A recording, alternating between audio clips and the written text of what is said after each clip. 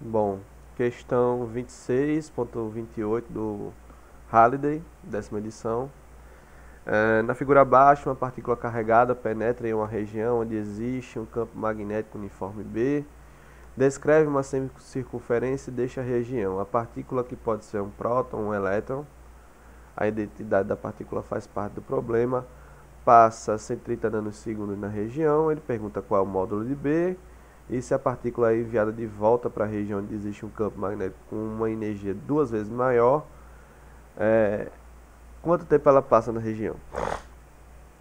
Então, seja uma partícula carregada que passe na região onde há um campo magnético uniforme no sentido saído do plano e que descreva essa trajetória que está aqui, né?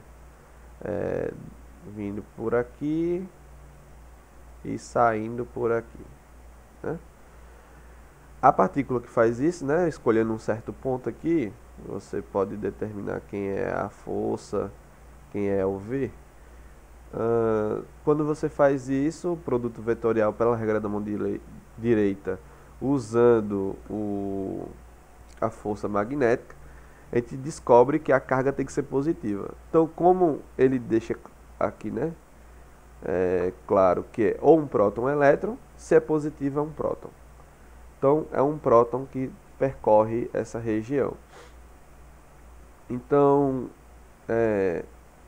de acordo com essa regra da mão direita, a gente descobriu quem é a partícula.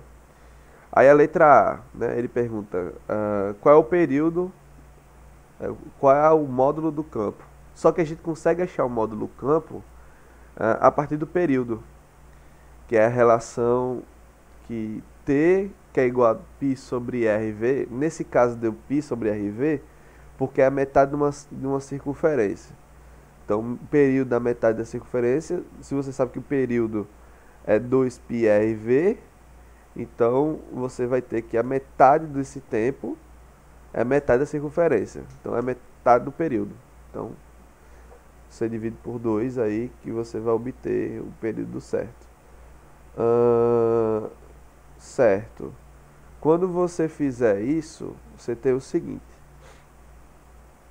Você tem que o V, ele depende de R. O V, ele é nada mais nada menos que R QB sobre MP. Como é que a gente obtém essa equação? A gente obtém essa equação fazendo aquela análise de que a força magnética é igual à força centrípeta. Aí você tem que QVB é igual a mv quadrado sobre R. Aí você rearranja e recupera a equação abaixo aí. Então, o período é igual a πmp, massa do próton, dividido pela carga do próton, que é a carga elementar, positiva, dividido pelo campo. O que a gente quer encontrar? O campo. Então, isolando o campo, fazendo arranjo e escrevendo que a massa do próton é 1,672 vezes 10 a menos 27 kg e que o período é 130 nanosegundos, a gente obtém esse resultado, que é 0,2524 segundos. Bom, até aqui tudo bem. Uma questão, se fosse até aqui, seria uma questão nível 1, mas ele pergunta a seguinte coisa. Se a partícula é enviada de volta para uma região onde existe um campo magnético com energia 2 vezes maior, quanto tempo ela passa na região? A energia que ele está falando aqui é energia cinética, tá? Então, vamos lá. Se ele está indo para uma região onde ele tem mais energia cinética, assim, o que se poderia pensar é que ele iria mais rápido, né? Aumentou a velocidade. Se aumenta a velocidade, quer dizer que diminui o tempo, não é? Só que vocês têm que lembrar que quando a gente tem um movimento circular, porque lembre-se, ele vai entrar numa região que vai ter outro movimento circular. Então, se vai ter outro movimento circular, quer dizer que a velocidade vai depender do raio, certo? E se a velocidade aumentou, o campo está constante, a massa está constante, a massa está constante. e a velocidade aumentou, quer dizer que aumentou o quê? E a carga está constante. Aumentou o raio também. Então, se aumenta a velocidade, aumentou o raio. Logo, você tem que toda vez que ele aumentou a energia cinética, que aumenta a velocidade, o raio também vai aumentar da mesma forma. Então, essa relação aqui é direta, ou seja, não importa, o período não vai aumentar devido à velocidade.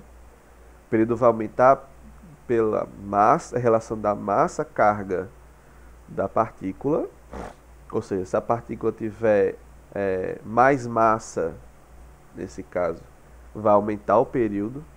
Se ela tiver mais carga, vai diminuir o período. E se o campo for mais intenso, diminui o período também. Então, se eu aumentar a velocidade aqui e manter um raio fechado, tudo bem, mas nesse caso não tem como, porque V depende de R. Entendeu? Esse é o problema. Eu não consigo tirar essa interação do V com o R. Então, em síntese, a gente tem que note que o período inicialmente descrito depende diretamente do raio, inversamente da velocidade. Mas sabemos que no caso que descreve um movimento circular, a velocidade da partícula carregada depende do raio dessa trajetória circular. Portanto, obtemos que o período em que a partícula passa na região depende somente da relação de carga-massa e da intensidade do campo magnético. Ou seja, aumentar a energia cinética, que seria aumentar a velocidade, aumentaria o raio por consequência. E, por conta disso, o período permaneceria intacto. Bom, essa é a questão 26.